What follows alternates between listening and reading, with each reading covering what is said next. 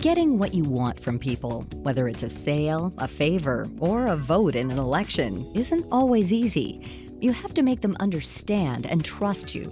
Then you have to make them believe that you're sincere and that there's some benefit for them in what you want as well.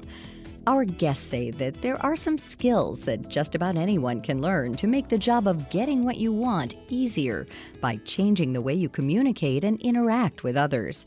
Dave Kerpen is the founder and CEO of Likeable Local, a social media software company, and chairman and co-founder of Likeable Media, a content marketing firm for brands.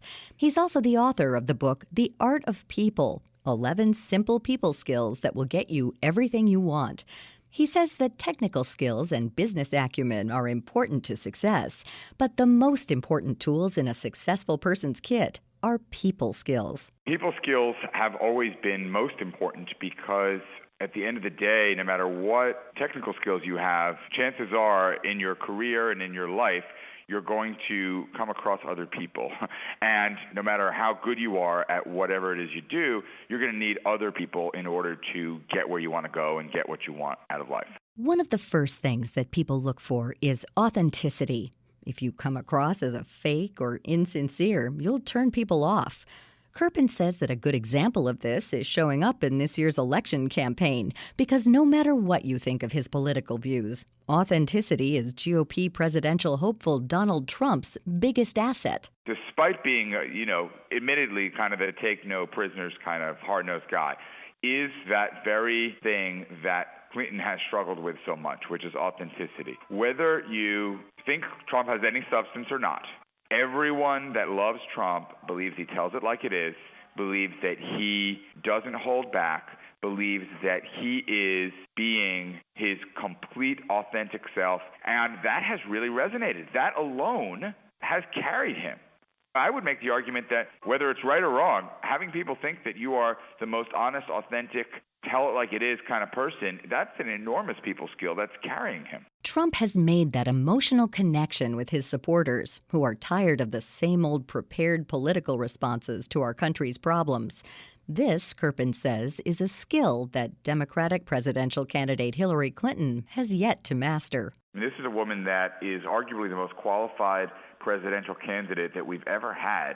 Secretary of State, First Lady, Senator. I mean, she's really extremely qualified, and yet many people despise her and think that she's this horrible liar. Hang out with any Republican for minutes, and you'll hear strong statements about Clinton, and I think it's because she really struggles with connecting at that level to the masses, and that's a real challenge for her. If she's going to win, she absolutely has to get better, even in large situations, in front of lots of people, making those emotional connections, demonstrating authenticity, even vulnerability. She's had a few moments, but very, very few, where she really connected and people saw her as a human being, but mostly she's really struggled in this area. One place where Clinton has outdone her opponent is in the ability to listen.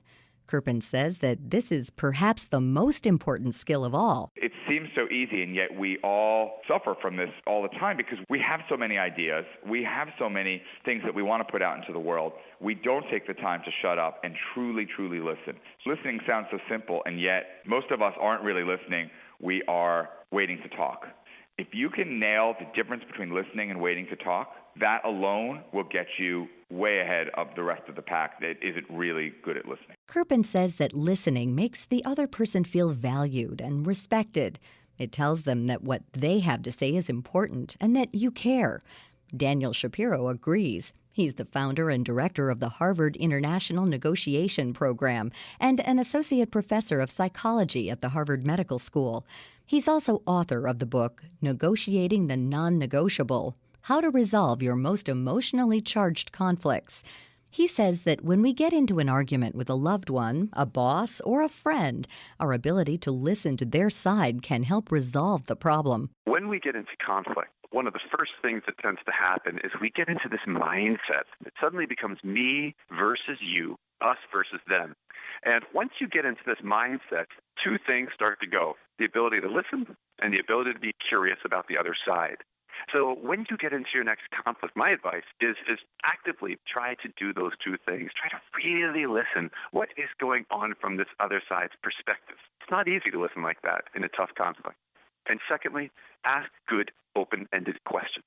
Why do you want that? What are your interests in this? Why are you talking to me? Help me understand where you're coming from. Part of the work I do is consulting for hostage negotiators. And even there, the tendency in these difficult, high-stakes situations is to close off to the other side, to assert our demands, and expect the other side complies. That's not typically reality because the other side has the same expectation. Ask questions, listen carefully. It's simple, but it's extremely difficult to do in a conflict. Cultivating people skills on the job is probably the best way to get ahead. Yet many employees think only of their own time and feelings when they enlist the help of others without considering how anyone else will be affected. And this can be problematic. Shapiro has an acronym to remind employees of how they should proceed when they make decisions at work. ACBD. Always consult before deciding. We all have the desire to make decisions that we want to make. None of us like to be told what to do. Sure, the boss has some power over us, but if a colleague comes in and tells you, hey, you're going to stay this weekend and you're going to do the project, I'm going home with my family, you suddenly feel like, wait a minute, who gave you the right to tell me what to do? It's about autonomy. We all want the freedom to make decisions that we believe are ours within the scope of our own domain. This is autonomy. Before you make your next decision that matters to someone else in your company, consult them. It costs you nothing to consult other people. You can learn, and you still have the authority to make whatever decision you want. If there is a conflict that arises between two colleagues or spouses, friends or kids, how can one of them diffuse the situation? Kirpin says that mirroring is a technique that can help calm things down. Mirroring is reflecting back what you hear somebody saying in the way that you hear them saying it. And it sounds a little silly, but it's an amazing, amazing practice that really, really works. If you said to me, Dave, I'm really upset with you over the fact that you didn't take the trash out last night, which, by the way, is something that my wife might say to me.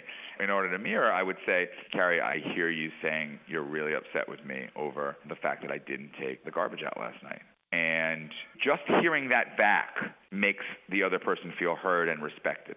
It's the simplest, easiest thing for people to do, and yet we often don't do it. Instead, we react, get defensive. That's the worst thing we should do. Often we're drawn to conflict because of our situations at home or on the job.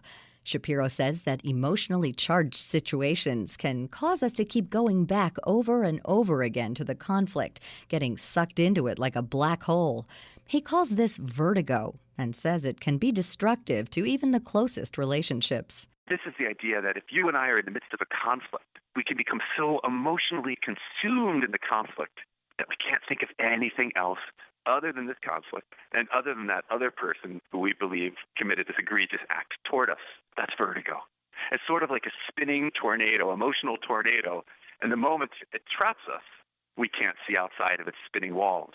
The simplest way to get out of vertigo, be aware of it and ask that simple and beautiful question, do I really want to go there? That's an example of one of these emotional forces that tend to drive us toward a divisive mindset. One of the most beneficial things you can do to help a relationship get back on its feet, and a valuable people skill in any part of life, is learning to say you're sorry. Kirpin says that there is just one real way to do it well, and it's not the way you've heard countless politicians and celebrities apologize. The most important thing is to really authentically say I'm sorry, and get in front of the person via face-to-face or video and say I'm sorry right away, and no excuses, just flat out, I'm sorry, and then, figure out how you can make it up to the person. I mean, sorry goes a long way, but even better is actually figuring out a plan to do right by the person or people that you've offended. The most dangerous word in the English language is but. Every time you use the word but, you're basically invalidating what it is that you just said. Anyone can learn these people skills and how to deal with and avoid conflict. Our guests say it just takes mindfulness of what's going on, how the other person feels, and, like most things, practice. You can learn all about how to interact with others and get what you want from them in Dave Kirpin's book, The Art of People, available in stores and online. You can also find him at davekirpin.com and likablelocal.com.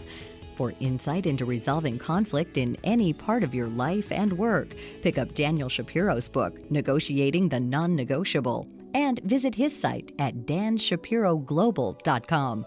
For more information about all of our guests, log on to our site at viewpointsonline.net. You can find archives of past programs there and on iTunes and Stitcher. Our program is written and produced by Pat Reuter. Our production directors are Sean Waldron, Ronnie Sudarski, and Reed Pence. I'm Marty Peterson. Women want to feel special when they're delivering a baby, but being stuffed into a big, boxy hospital gown doesn't help anyone feel comfortable and safe. That's why Pretty Pushers, gowns especially for pregnancy, labor, birth, and nursing, are getting rave reviews. Yes, they're pretty, and there are major psychological benefits to that. But Pretty Pushers inventor and CEO Mary Apple, a mom of two, says more importantly, they're extremely functional. Pretty Pushers gowns are hospital approved with a hidden frontal opening for fetal monitor placement and access in the back for epidural placement. They allow for skin-to-skin contact and breastfeeding too. The fabric is soft cotton jersey, so Pretty Pushers are incredibly comfortable. Made in the USA, Pretty Pushers are so impressive that they won the Bronze Stevie Award for Women in Business for Best New Product or Service in 2014. And now they've launched a line of hospital-grade patient gowns, which could solve one of the biggest complaints people have about hospital stays. Find out more at prettypushers.com. The peak summer travel season means long airport security lines will only be getting longer. Waits of up to 3 hours at some airports have meant lots of missed flights. That's why experts are advising travelers to take advantage of the one way around the wait by enrolling in the TSA PreCheck program. Go through a separate, fast-moving security line at the airport without removing your shoes, laptops, liquids, belts, or light jackets. Getting pre-checked isn't difficult, according to Charles Carroll, Senior Vice President of Enrollment Services at Morphotrust USA, the firm operating the program for the TSA. Just go to identigo.com and make an appointment at one of our approximately 400 Identigo centers. Once there, enrollment agents will verify identity through a passport or birth certificate and other government-issued ID. Get some biographical information and then live scan fingerprints. It takes 5 minutes or less. Enrollment costs $85, and once approved, enrollees get a KTN, known traveler number, that will help you avoid those long lines for 5 years. Find out more at identigo.com. Surgery and anesthesia are inherently dangerous, especially for our nation's veterans. VA patients are often sicker and at greater risk for complications. Yet the U.S. Department of Veterans Affairs has proposed a policy that removes physician anesthesiologists from surgery and replaces them with nurses, lowering the standard of care for veterans and jeopardizing their lives. The policy change is based on a shortage of some types of physicians in VA. However, there is no shortage of physician anesthesiologists. The VA's own evaluation could not discern whether more complex surgeries can be safely managed by nurses, and the chiefs of anesthesiology in the VA have twice expressed concern that the new policy would directly compromise patient safety. Protect our nation's veterans. Veterans membership organizations and more than 90 bipartisan members of Congress oppose the policy. The American Society of Anesthesiologists urges all Americans to oppose the policy as well. Visit safevacare.org now and post your comment. That's safevacare.org.